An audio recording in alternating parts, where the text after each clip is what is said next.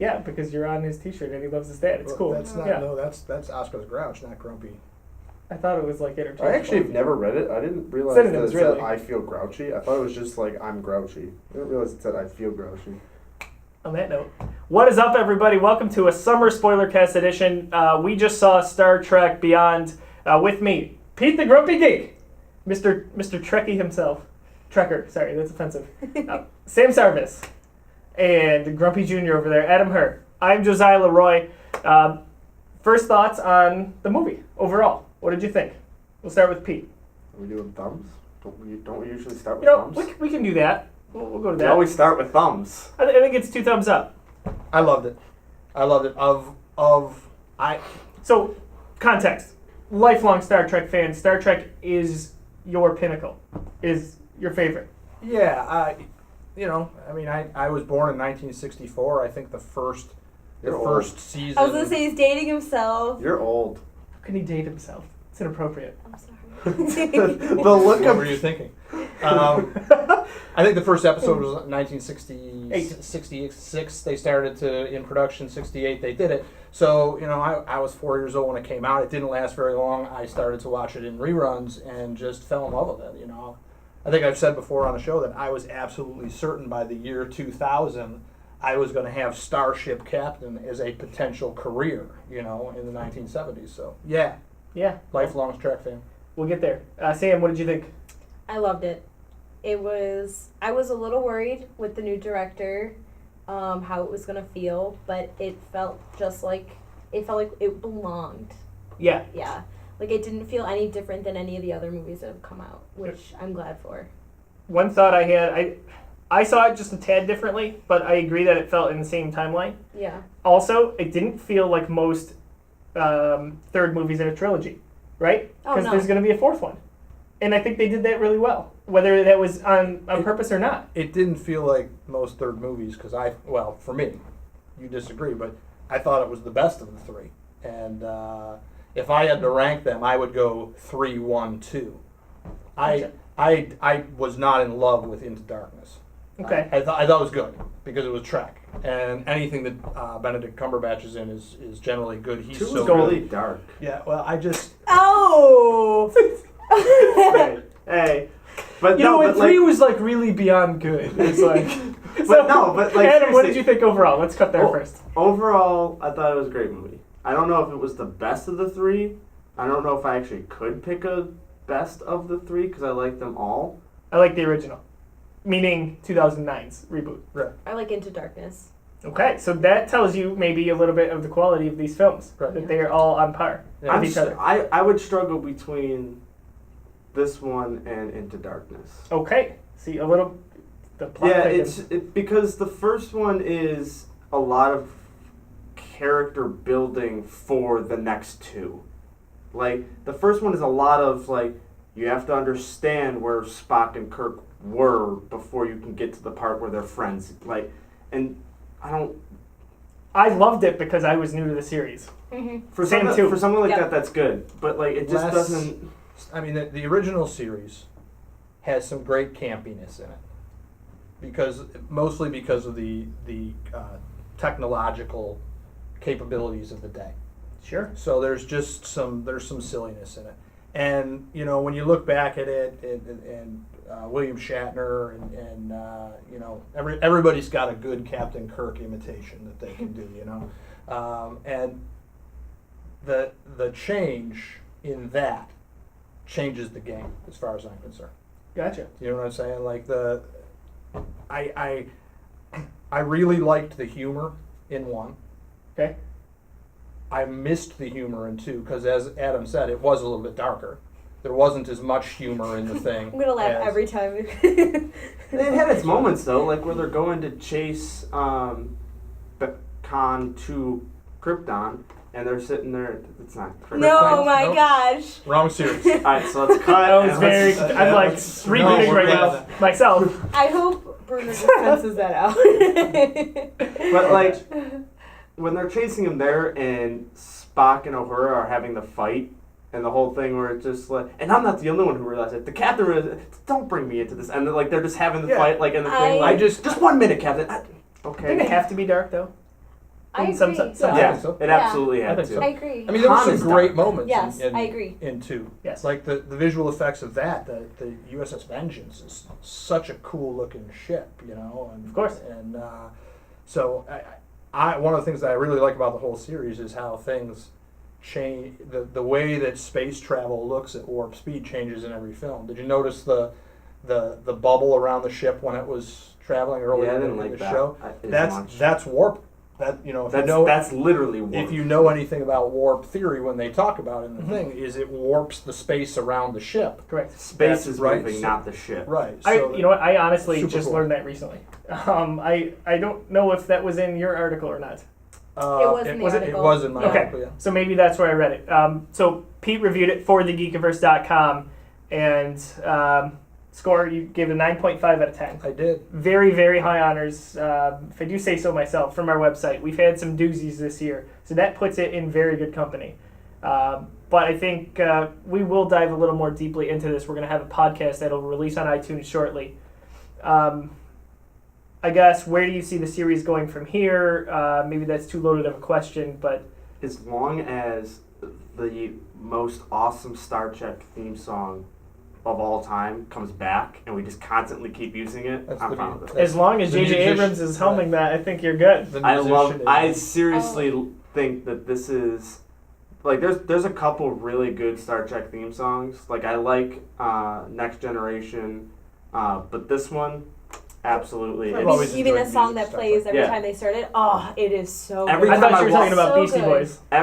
Every time I Sabotage? think about, like every time I listen to it, and I just whether it's on TV, whether something from like YouTube pops up or something, it's stuck in my head for like 2 days after that, and Yep. I'm okay with that. That's Like great. that's a theme song that I'm okay with having stuck in my head. It is fantastic. And I love that it always hits its like peak right when you see the Enterprise. Yeah. Like you see the ship and, And it it's hits always- that overture and you're like, yes. My favorite thing too is what they always do. There's one shot that it needs to happen. If it's not in a Star Trek movie in one of these new ones, it doesn't count. And it's the ship where the ship goes down under something.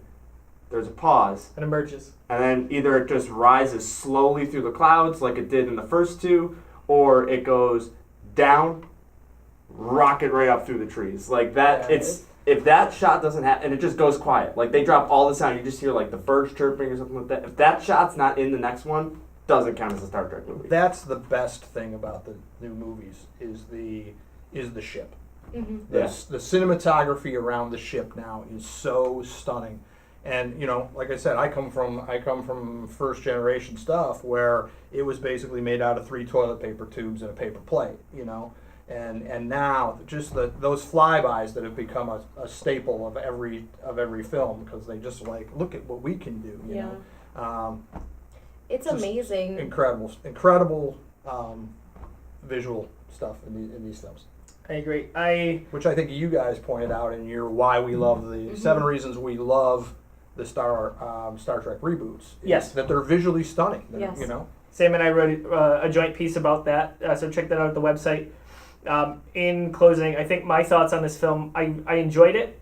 I liked the bunch of smaller stories that went on that were more intimate than some of the bigger action ones that involved the group from the previous ones. And someone... You gave your girlfriend a tracking device? yes, That was there's not many my- issues That there. was not my intention. There are Like, some... There's some like all of these movies have great one-liners in them too. Oh, absolutely. Absolutely. The humor here is top Simon notch. Pegg. Yeah. Such a good writer. Right. He's Unkar plot, really. He's writing some great stuff. Yeah. So where it stands for me, I have 2009 Star Trek first, if I'm ranking these. I have Into Darkness above this, but that's still giving that a lot of high praise in this. This was not like, oh, it's my third favorite just because it's the worst. I don't think that at all. I liked it a lot. So I think these movies are great. I'm a Star Trek fan now for life. I'm good to go. I think Sam's in the same boat. Mm-hmm. You've already been there. You've been doing this a while. Yeah. My first date with my wife was Star Trek 4, The Voyage Home with the Whales. Worst Star Trek ever. And she married me anyway. It's magical. That, magical. Worst. That is the worst Star Trek. It's not even close to the worst Star Trek. It's absolutely one of the worst ones. Well, we'll continue this conversation on the podcast. Go, I feel like we should mention the tribute to Anton and Leonard Nimoy. I think it was cool that Leonard Nimoy's not going to be in this anymore. He's in it in such a, I don't want to say a big role, but he plays kind of an essential part to both of the first two movies. How about that storyline? Yeah. Oh, Yeah. I loved Writing him in it. like that. I really loved That's it. great. And then to see that they're going to wrap it up in a way that fits the movie as well, where they're just like, he died, sorry.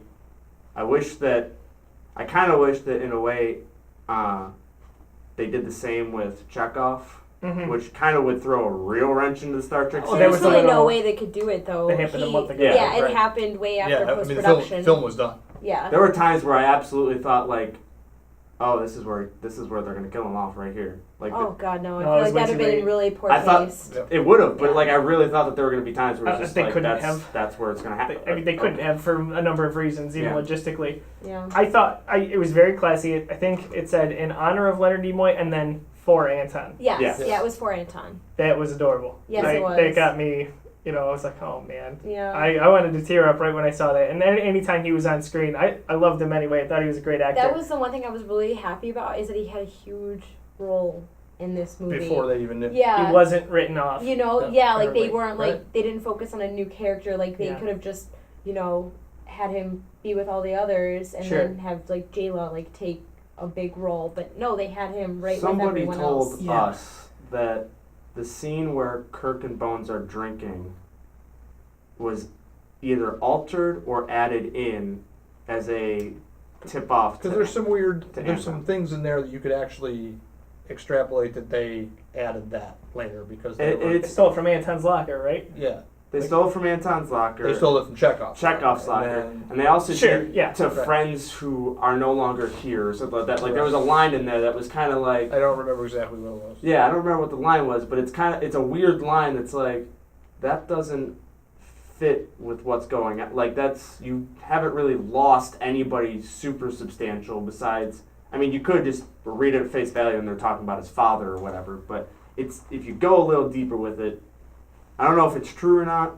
Internet, you can correct us. If, No, I bet you that's true. I hope it's true. I hope that they threw that little bit in there. One last thing, there was a first for me in this movie. Okay. I've been watching Star Trek since I was 6 years old. There was a first. I got to see the movie with Sam. I was going to say, first time you reviewed a Star Trek property? No, Or no? not at all true.